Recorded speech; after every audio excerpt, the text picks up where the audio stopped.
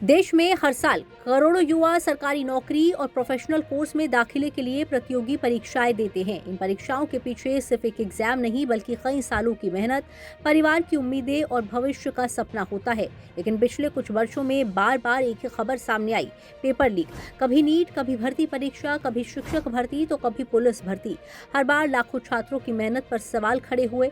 ऐसे में अब सरकार ने एक बड़ा कदम उठाया है। देश के जाने माने टेक्नोलॉजी एक्सपर्ट और आधार परियोजना के प्रमुख शहरों में शामिल नंदन नीलकणी की अगुवाई में एक हाई पावर टास्क फोर्स बनाई गई है।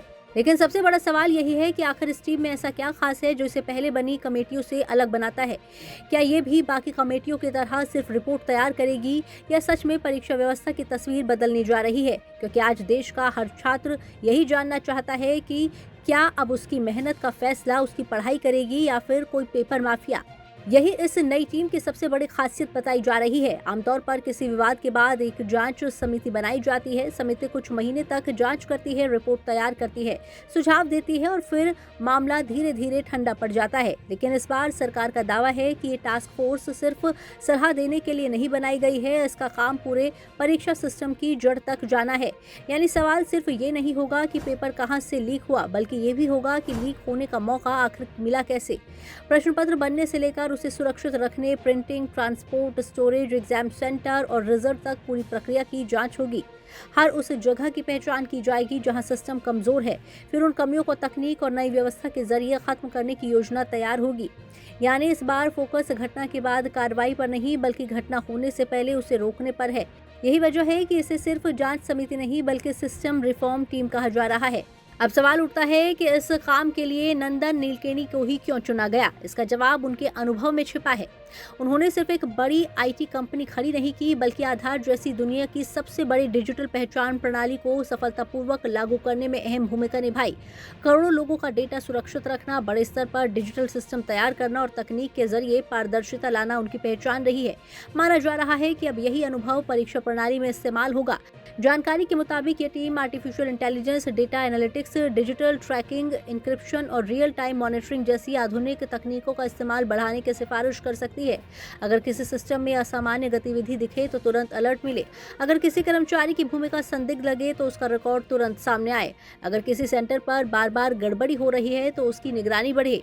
यानी पूरी व्यवस्था को सिर्फ डिजिटल नहीं बल्कि स्मार्ट बनाने की कोशिश होगी। हालांकि एक सवाल यहाँ भी है कि आज सिर्फ तकनीक से पेपर लीक रुक जाएगा? जवाब है नहीं, क्योंकि कई मामलों में पेपर लीक किसी हैकर ने नहीं बल्कि सिस्टम के भीतर बैठे लोगों की मिलीभगत से हुआ।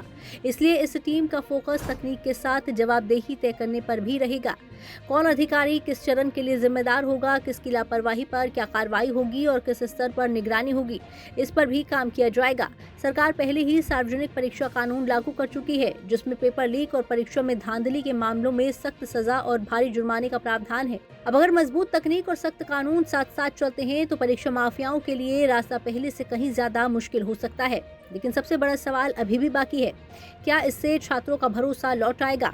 क्योंकि भरोसा सिर्फ घोषणा से नहीं बल्कि नतीजों से बनता है। पिछले कुछ वर्षों में हर पेपर लीक के बाद छात्रों ने सड़कों पर प्रदर्शन किया, परीक्षाएं रद्द हुई, दोबारा एग्जाम हुए और लाखों युवाओं का समय और मानसिक तनाव बढ़ा।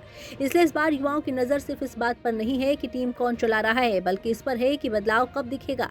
क्या आने वाली परीक्षाएं बिना किसी विवाद के होंगी? क्या राज्यों की भर्ती परीक्षाओं में भी यही मॉडल लागू होगा? क्या एनटीए जैसी एजेंसियां पूरी तरह पारदर्शी और जवाबदेह बनेंगी? और सबसे बड़ा सवाल, क्या अब किसी छात्र को डर नहीं रहेगा कि उसकी सालों की मेहनत किसी एक पेपर लीक की वजह से बेकार हो जाएगी? अगर नंदन नीलकणी की टीम सच में ऐसा सिस्टम तैयार कर देती है जहां पेपर लीक की संभावना लगभग खत्म हो जाए, हर चरण डिजिटल निगरानी में हो, हर जिम्मेदार व्यक्ति जवाबदेह हो और हर परीक्षा निष्पक्ष तरीके से पूरी हो, तो ये सिर्फ एक प्रशासनिक सुधार नहीं होगा बल्कि करोड़ों युवाओं के भविष्य की सुरक्षा होगी। क्योंकि किसी भी देश की सबसे बड़ी ताकत उसकी युवा पीढ़ी होती है। अगर वही अपने सिस्टम पर भरोसा खो दे तो नुकसान सिर्फ छात्रों का नहीं बल्कि पूरे देश का होता है।